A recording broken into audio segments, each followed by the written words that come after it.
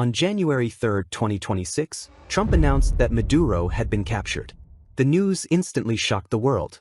On social media, there was criticism and there was praise. Here, we're not judging whether this was right or wrong. Instead, let's first look at this question. Why did a country that was once the richest in South America end up becoming one of the most backward? After watching, I believe everyone will have their own judgment. An apparently absurd reality. Imagine a country with the world's largest oil reserves, yet trapped in extreme poverty, hunger, and instability. This isn't science fiction, it's Venezuela's reality. According to the latest data, Venezuela's proven oil reserves stand at about 303 billion barrels, more than 17% of the global total, more than Saudi Arabia, Iran, or Iraq. At the same time, GDP has shrunk year after year. Inflation reached the million% level, millions fled the country, and infrastructure collapsed, with electricity, healthcare, and public security failing. So the question is, why is a country sitting on a black gold vault this poor? Clearly not a single cause, it's accumulated structural failures over time. Geography and the resource itself. First, Venezuela's oil isn't exactly easy. Most of it is concentrated in the Orinoco heavy oil belt and the Lake Maracaibo region.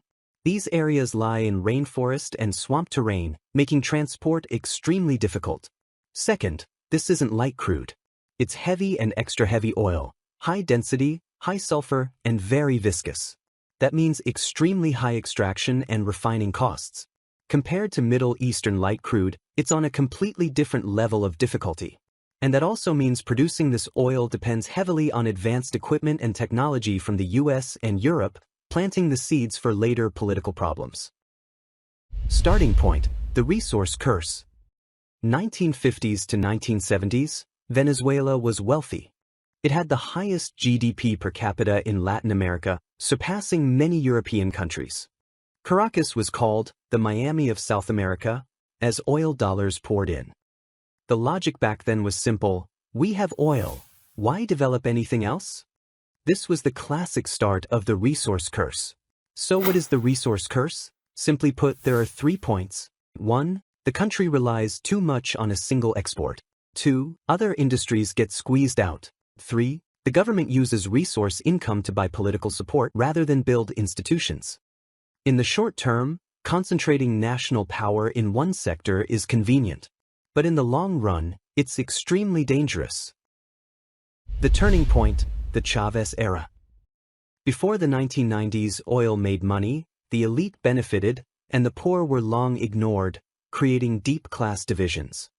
At the same time, oil extraction required huge funding, leaving Venezuela with massive foreign debt. After the second oil crisis, prices fell, triggering a debt crisis. In 1999, Chavez, who had previously led a coup, came to power. This left-wing populist had strong anti-American sentiments. His slogan was, "Restore dignity to the poor." He did several things: raised minimum income, introduced free healthcare, expanded education and social subsidies, and improved infrastructure in slums.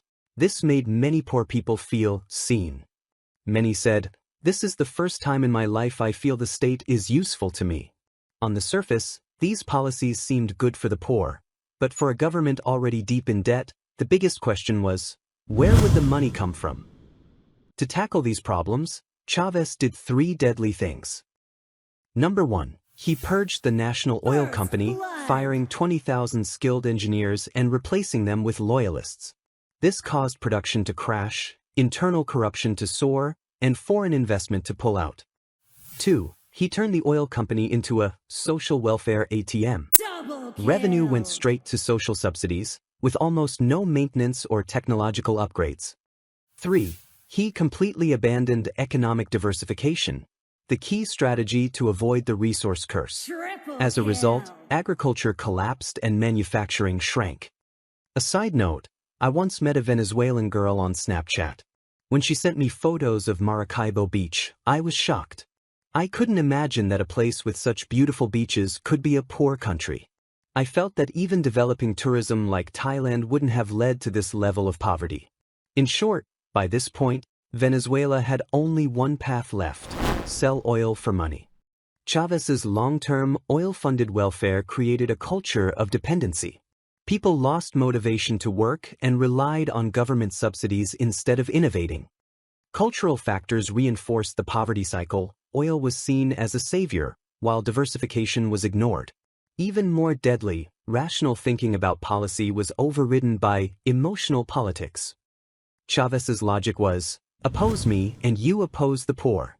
Politically, this was very effective. No one dared stand against the majority. Economically, though, it was slow suicide.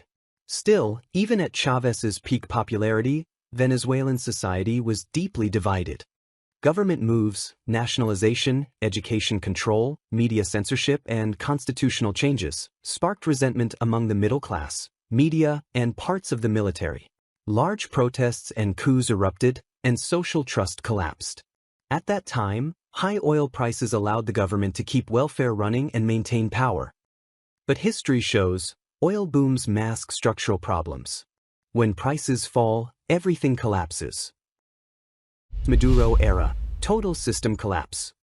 In 2013, Chavez died and Nicolas Maduro took power. He inherited a country that was heavily dependent on oil, with damaged institutions, a brain drain, and extremely fragile finances. Maduro's problem wasn't just that he was incompetent. It was that instead of correcting the country's course, he hit the gas and accelerated. First, Maduro further tightened control over the national oil company, treating it as a political tool rather than a professional producer. Corruption worsened, oil infrastructure aged, and accidents became frequent, including multiple spill incidents in the 2020s.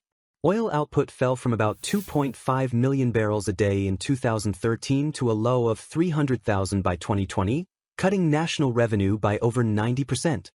Second, in the name of protecting the poor, Maduro imposed heavy taxes and price controls on private businesses. These policies ignored basic market rules and completely destroyed agriculture and manufacturing. Companies collapsed, goods vanished from shelves, and people couldn't even meet basic daily needs. Food had to be imported, famines became common, and GDP per capita fell from about $12,000 in 2013 to under $2,000. In 2018, inflation spiraled further out of control, surging to 1,000,000%. Piles of cash could barely buy a loaf of bread. Money became almost worthless, or even burned as fuel. We can see that both Maduro and Chavez followed similar policies. But these policies, though seemingly aimed at helping the poor, were unsustainable. No country can endlessly support the poor by attacking the middle class and elites. That only speeds up the flight of the middle class, or turns them into the poor themselves. Once the economy collapses, ideology no longer matters. Whether middle class or poor, waves of opposition rise, and society grows more unstable. Maduro could only rely on force to suppress protests, which led to hundreds of deaths. In domestic politics, Maduro secured control of the Supreme Court and the National Assembly by appointing loyalists. He created a constituent assembly to bypass the legitimate legislature. In 2018, he won re-election by manipulating the electoral authority. In 2024, he stayed in power again, even refusing to release the vote totals. Internationally, the Maduro government faced harsh U.S. sanctions. Starting in 2017, U.S. purchases of Venezuelan oil were banned, cutting about 90% of Venezuela's export revenue. To be clear, U.S. sanctions did cause damage, but they were an accelerator, not the cause. Venezuela's collapse was already sealed by Chavez's series of policies. Sanctions sped up the fall. They did not push the country off the cliff. Mass emigration, the final break. Economic collapse deepened social division. By 2026, 94.5% of the population was living below the poverty line, and more than 8 million people had fled the country. Doctors, engineers, teachers, and other professionals left in huge numbers, making it even harder for those who remained to keep the country functioning. These mistakes under Maduro pushed Venezuela into a lost decade. Final conclusion: what was the real cause?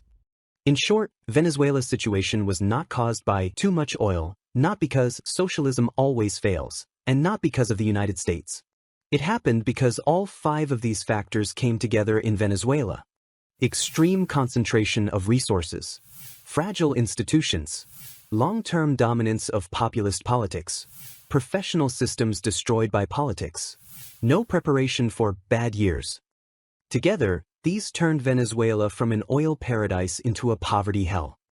As Venezuelan writer Arturo Pietri once said, resource dependence corrodes society. Oil itself doesn't make a country rich, it amplifies the problems a country already has. For the people of Venezuela, oil isn't the curse.